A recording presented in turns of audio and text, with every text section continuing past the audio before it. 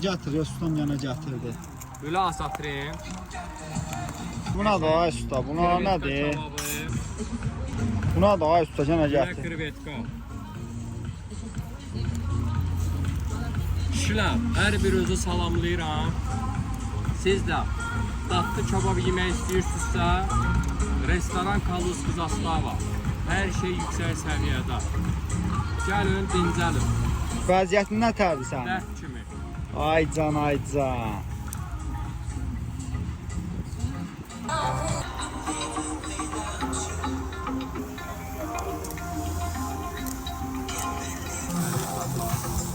Böyle krevetka.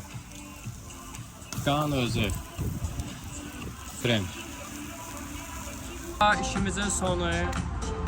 Siz də gəlin, sizin də qulluğunuzda öz işimizlə dayanaq.